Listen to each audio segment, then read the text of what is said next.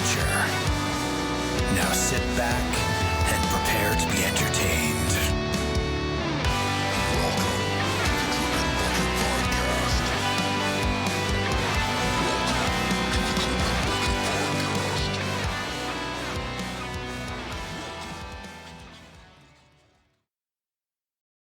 Welcome to the Dripping Bucket podcast. We are back again with Anna Smith Spark, author of the Empires of Dust trilogy, A Woman of the Sword, and A Sword of Bronze and Ashes, and another book that we'll talk about a little later in this episode.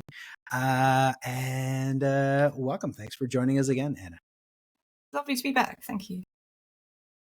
It's so long since we've last seen you. Yes. Thank you for making it all the way back again a second time. I knew Definitely not immediately after. The same clothes on. And so you had two books released in 2023, right? I did, yes. Just last year. Tell us about those. So what sort of Woman of the Sword and that cover is so gorgeous. Yeah. I mean, I know we're not supposed to judge books on covers, but we do, let's be honest. Yeah, totally. And every time I see that cover. That's why they have covers. Exactly. I do wonder if that saying comes from a time when all books kind of look the same and they're all just kind of leather bound and that was it. I don't know, maybe. Yeah, That's it's somebody who couldn't afford an artist saying, yeah, don't judge the book by its cover. Yeah, that makes sense. So which one came first? So this one, A Woman of the Sword, came first. Okay. So it was written during lockdown, and so everything kind of in my life sort of ground to a halt during lockdown. Mm-hmm. It was kind of the House of Sacrifice, the final book in, of course, the Emperor's Dust trilogy was published.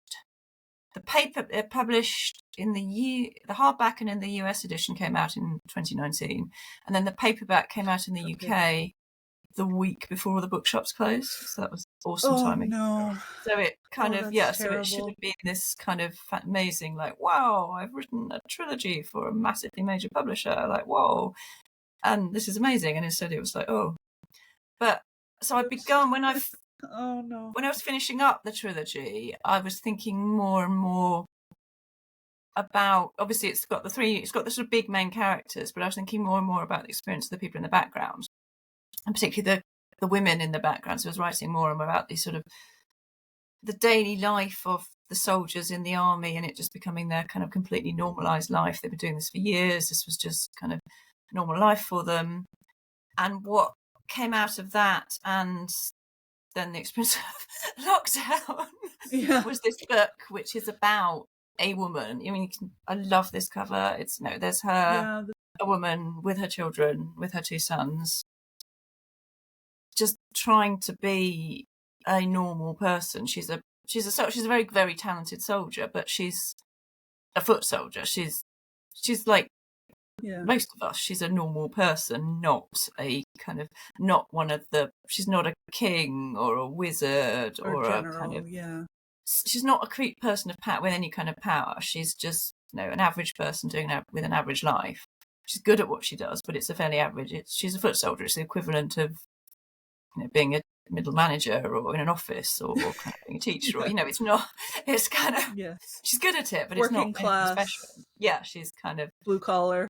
And her life, I guess it's red collar if she's a soldier. Yes. And her life kind of with children, which is also, I mean, most books aren't big sort of fantasy armies. I only did historical books about people, sort of armies, sharp and things.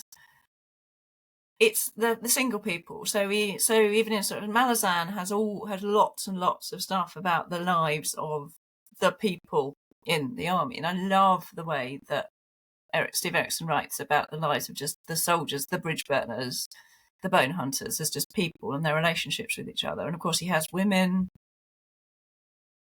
but he only has children in these sort of special children that get picked up.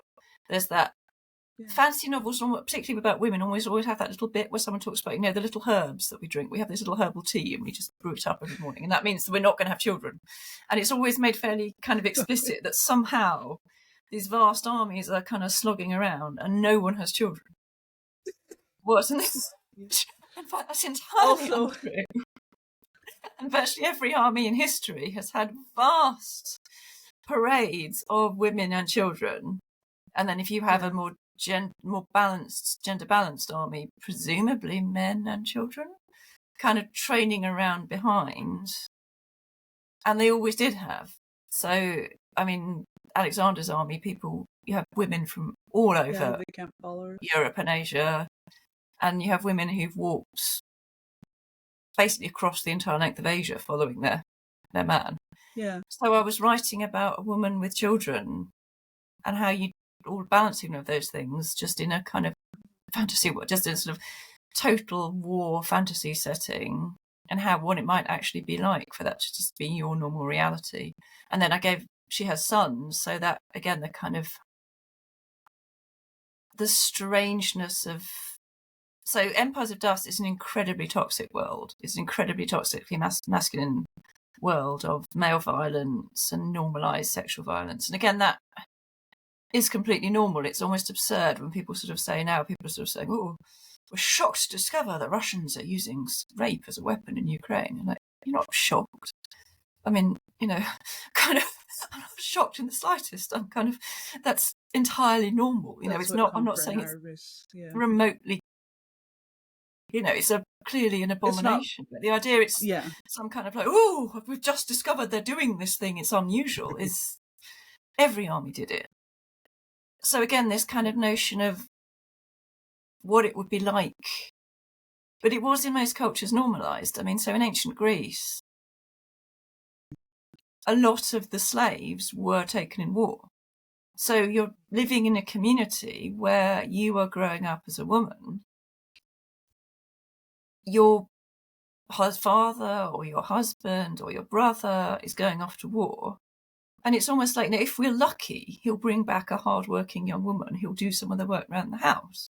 And that would be great. It would almost be the equivalent of, if I'm lucky, if we're lucky, we'll be able to afford a really nice washing machine and a better, if we're lucky, we'll be able to afford a better car and a nicer washing machine, stuff to make life easier around the house. It's almost that sense of kind of, this is good for the family.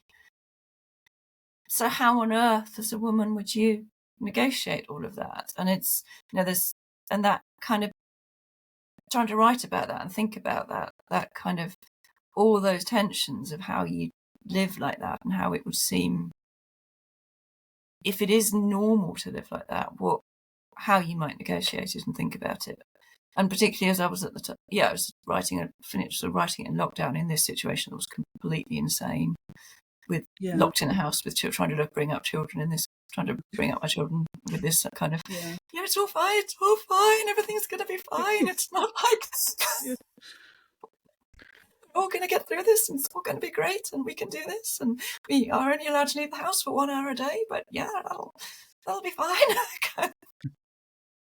And all of that kind of sort of, put together into this book, which is the most personal thing I've ever, it's intensely personal. It's intensely confessional. And it was really painful to write in some ways. Actually, it was probably, we talked in the last episode about the way I was writing, and that I think was the least like the normal way of writing I have, because it was the most intensely personal to me. It was slightly different because I didn't really see it as a novel in the same way. I saw it as a kind of, it was much more about confessing stuff and sort of writing about myself. A bit of the other an books. Emotional catharsis. Yes, it was different. It was slightly different from being inside the prose. It was a very, very different experience. And then almost when I finished writing that, then I sort of actually moved on to writing this, a sort of Bronze and Ashes, which is very quite different from the stuff I've written before. It's much more, It was written to be consciously hopeful. In fact, it's the first one of my books I suppose I wrote as consciously as a novel. So I said on the last book, when I started writing The Court of Broken Knives, I had no idea I was writing what I was doing. I just started writing this scene. And a year later, I had a finished book. So when I began writing it, I had no sense I was writing it. It wasn't like I was writing a book. I was just writing this scene. And I had no sense, okay, it was obviously fiction, but what it was going to be, the idea I was writing book 1 in a grimdark fantasy trilogy was just not so far from my head. It was just, I'm just writing this piece of fiction. And then obviously books 2 and 3 were then written in a kind of, we've sold the trilogy and we've sold a synopsis, so now you have to make and I know where I'm going, and it's almost, it's the Empires of Dust is the kind of classic Tolkien. It's 3 books in one. It's kind of, I don't think the books would, you could probably read the Tower of Living and Dying and the House of Sacrifice with that. You could probably read either the first 2 together or the second 2 together, but if you picked up the 3rd book, you'd have no idea. Yeah.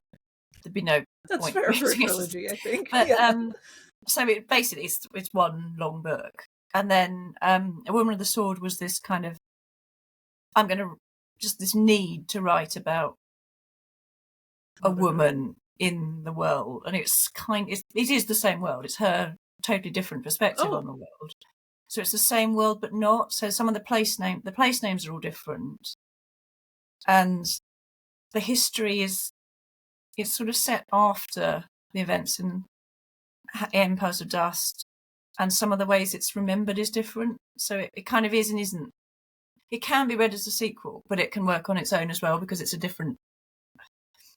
totally different perspective on that world. But it was really kind of, it's still part of the same story in some ways, and it's also me being very confessional. Whereas this one was me that, okay, I'm going to write something different. Yeah. About different people with a kind of different sense to it. And that was written when I finally had my life back after things had calmed down again. It was written in this kind of wonderful moment when things were actually finally back to normal for me. And in fact, I had an amazing 2 weeks where I didn't have any responsibilities. Everyone went away. I was on my own. It was the first time I could write completely freely. First time I could be on my own for very long periods of time, for years. And so and it was quite conscious. I wanted to write a more hopeful story about a woman, similarly a woman with children, but who is a more positive woman and dealing with things in a more positive way and responding to things. And the style is slightly different as well. I wanted to write something in a slightly different style. It's a more kind of, I think it's my most beautiful book. It's much more influenced by Celtic mythology. So the Empires of Dust world is. Sorry, I remember seeing. Sorry, go ahead. I remember seeing Pete McLean was talking about it. Either he had an ARC or an early copy, and he was saying that of all your books, it felt the most like folklore specifically. Yes. It had just that mythical tone, and I think listening to him talk about it is what sold me the absolute most on that book specifically. You probably owe him an advertising check or something. but yeah, I find the tonal shift really interesting after having written these 4, and then for a moment we had hope in our future, and so it leaked into your books. Yeah. Yes. I'm not that nihilistic, I swear. It sounded like I am, but yeah. Anyway, that is to say, I've heard great things about it. That, yes, there was that sense of kind of. Yeah, I know exactly what you mean. There was this brief sense of kind of, we've got through this. Maybe we're going to be okay. Yeah, maybe we're going to be okay, and now we're just But yeah, it was almost that all one that conscious good week. Yeah. Yes. Yeah, and then the rest of life catches up, I guess. But yeah, sorry. And then Fletcher, you were going to ask a question too. Yeah, it was just, so Empires of Dust is incredibly dark, and the main characters, I don't want to spoil anything. It's dark. Self-centered, selfish, have some issues, maybe some drug abuse things going on there. A Woman of the Sword also, but in a very different way. Like, Just also living not in that same not a world, hopeful novel. Yeah. Yes, it's not hopeful. No. And so to, you know, to slide from that, from those, like Krystle said, go from those 4 books into a sort of Bronze and Ashes, like, and to, you know, sort of intentionally be, you know, I'm going to write something a little hopeful now. Like, how was that transition for you? Because that's I find that a sort of a huge gear change. And it must have been a little bit unnatural. necessary, though, having been through what we all collectively went through. I think, like, it would be really hard to stay dark for too long. So, Krystle, you wrote a fluffy, happy, hopeful book, did you? Right. I mean, it kind of no. felt, I don't know, again, it wasn't, I suppose it was kind of, wasn't consciously, it was written to be more hopeful, but there is definitely there's this, the tonal shift, the shift in my prose wasn't conscious. There was a kind of sense of, okay, you know, this, I need the main character to be, I really need her to be more positive, more kind of optimistic. I need her to be more kind of, I need her to be someone more admirable, someone I might look up to. So I was deliberately writing her as someone, she isn't me. She's based on people I know much more. She's based on some of my friends rather than, she isn't me. She's not. I was trying not to write how I'd respond. I'm trying to think how others would respond, or kind of but the prose shift just happened. The more folky, warmer prose just kind of happened as a result. I do kind of think of it as like music, like bands. I mean, you can see those kind of different albums that there's that kind of, you know, they're this, or painters, they have that, you know, people talk about they're this period or they're that period. You know, most bands have albums which are slightly different in tone, theme, and emotions. And I suppose it's like that. It's slightly different. Yeah, her voice carried through. She couldn't have narrated the world the same way. Sort of, it's that wanting my prose to be slightly different from one series to the next, in the same way that kind of, you don't want to just rewrite. A band doesn't want to just remake the same album just with kind of slightly different, you know, it's that sense of wanting to do something slightly different. But it wasn't really conscious. It was just kind of, I've kind of broken myself with Empires of Dust, which was really painful and really fucked me up for a while because it was really painful. And then it's kind of like wanting to do something a bit different. Yeah, I think that follows, like, just the book had something different to say, and so as a result, the individual voice of the prose had a different set of words and a different set of emotions. Yes. I think that makes a lot of sense. Yeah. And then, of course, in between all of that, Fletcher and I were working on this thing. Yeah, this took far longer to write than. I take a lot of hope in that. 3 years? Did it take us 3 years to write that? It was 5? I don't know. When did we start? We started before COVID. We started before COVID. Yeah. So this was supposed to be our. Weren't we both going to be writing it at work? I think the idea was there was something originally about we were going to write it in our lunch hours because it was going to be our kind of. Yeah, well, I was definitely writing it in the warehouse. I remember that because they didn't like that at all. Yes, I was trying to write at work. Yes, I was trying to work. And that's why Fletcher's now unemployed. Yeah, pretty much. Yeah, so originally when we first started, the idea was to do this a periodical thing. And Grimdark magazine was going to release sort of like one chapter a month, I think. Oh, and it was gonna run like that. And then happily that didn't happen because like everything went to shit in so many different directions and so many amazingly colorful ways. And there's no way we would have hit any of the deadlines because, you know, 3 or 4 years later, we were like hashing over the ending again and trying to figure out edits and stuff. Yeah. Oh, So that was really, really fun. But that was kind of,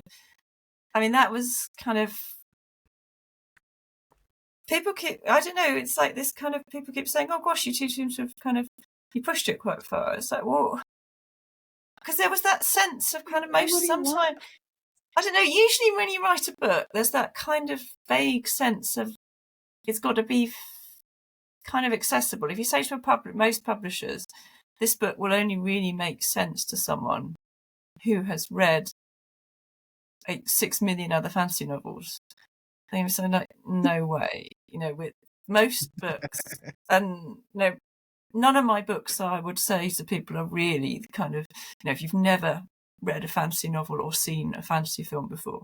But most books are supposed to be that sense of, that kind of like, oh, I really enjoyed The Lord of the Rings when I was a kid. And I kind of, I watched 3.5 series of Game of Thrones. And, someone told me I'd like this book, so maybe I'll read it. Maybe, that sense of kind of someone who doesn't really read fantasy. Or as I say to people, how most normal people are, you might read like, just read a genre. Actually, you read a whole load of books, but you might be like, oh, this book's been compared to Raymond E. Feist, and 20 years ago, I really enjoyed Raymond E. Feist, so maybe I'll give this one a go. That kind of way people read books. Whereas this book, it was commissioned by Grimdark Magazine, and originally it was supposed to be for Patreons of Grimdark Magazine. So the idea that someone would pick it up who wasn't an incredibly dedicated fan of grimdark fantasy seemed fairly unlikely, particularly as originally it would have been for people who were Patreon subscribers to Grimdark Magazine. So that whole sense of you need to write something that you could give your uncle for Christmas because you think he might vaguely benefit from reading a book in a different genre he hasn't read before, falls away completely. And you can just write the 5 people out there. It's definitely grimdark. Who are going to get it. So you could write for the 5 people out there who are definitely going to get it. And we did. Which was brilliant. Yeah, the response has been kind of amazing. Like, people have been really excited. Didn't expect it. I kind of had no idea what, because being on the inside, we got to see the sort of the clusterfuck of it all really coming together, right? And the like rewrites where we just totally screwed the continuity kind of stuff. I remember more so early on, I think I'm really bad at like remembering things. And we'd have these meetings, we'd sort of like early, I can't remember if it was Zoom or what it was back then, Skype, where we'd talk about the book and then we'd sort of head our separate ways to write our chapters.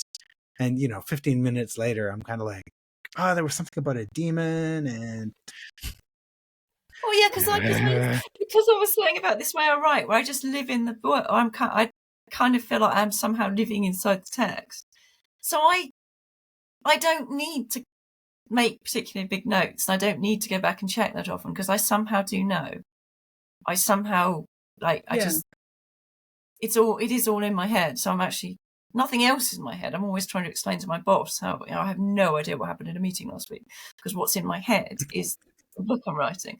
But this obviously because half of it was in someone else's head. So we had these Zoom meetings and because of the time difference zone, so there's me in London, obviously there's Fletch in Canada, and then Adrian's in Australia. So we'd be trying to get Australia, that would be really... Yes, we're trying to get a time zone that all 3 of us were awake in. And then every time it was the next morning for Adrian. So I think it would be morning for Fletch, afternoon for me, and then it would be the next morning for Adrian. And it never stopped being funny. I was talking about time zones to my young son. It was like every time, it never stopped being funny. It's like, Adrian, how's tomorrow? He must have been so fed up with that. But there must have been about a 2-hour window where all 3 of you could have worked together. Like, just, that's, But I remember him at one point saying, like, guys, do you actually reread?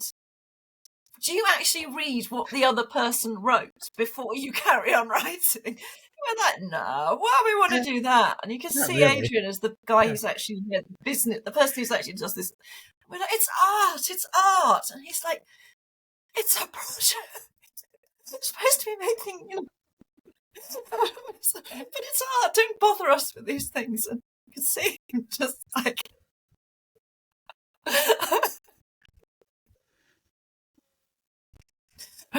Yeah. It was like you come back, after getting, like Anna's chapters and be like, so read through and be like, oh fuck, like that happened. What the hell do I do now? You kind of, you throw the characters into it. And there was, I think that was a lot of the fun in the process was reactive writing where it's like, oh, you had a plan. You were plotting the next few chapters. Were you? Nice. That's actually not going to happen because I killed off your character. And I was like, oh, she's dead. Okay, well, I guess just throw those out. Let's see where this goes. Yeah, that's so different than how you were working with. Sorry, Anna, go ahead. I was good, yeah, because we had the different points of view. So obviously, we each had the big point of view character. But then we had the third set of chapters that were kind of Pitt's chapters, but also had other characters. So the wonder of being able to have a character who had a short couple, basically had half a chapter to be really snarky about Fletcher's characters. And that, because it's that level of snark that obviously you can have characters in your own books who are snarky about other characters, but there's a different level to that kind of mucking around and just fucking about with someone else's, because it's like you can be really snark about this other character who you're just like it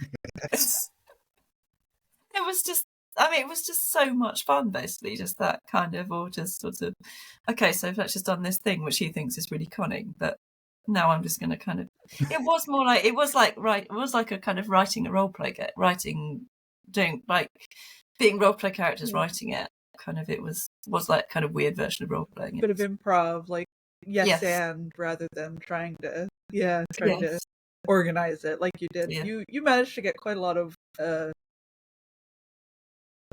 control over Clayton, but it seems like not this time. You were outwitted by a much more. Clayton was entirely willing to sort of he was good with taking direction, and he'd throw ideas back and be a lot of back and forth. This was more just chaos. Like let's see what's happening. I have no idea. It was good for you. Yeah. So that puts us where are we at? About 28 minutes or so. Shall we wrap this one up? Yeah. That was. Thank you so much, Anna. That was really. No, I'm choking again. Sorry.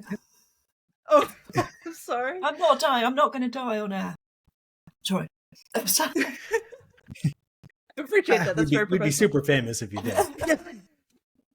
I should also just say to anyone watching this is not my house. This is my parents' bed. This is my parents' junk room. This is why it looks like this. I do not live I do not live like this all the time. Basement dweller. Nobody was judging you. I think you were the only one. I feel judged. By it. It's awful.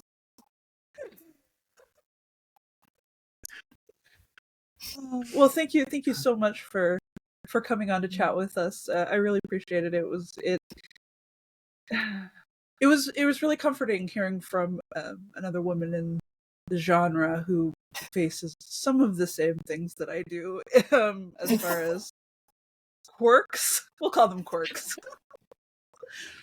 And then also just kind of grappling with being a parent, and what that does to our fiction. And that was yes. So thank you very much.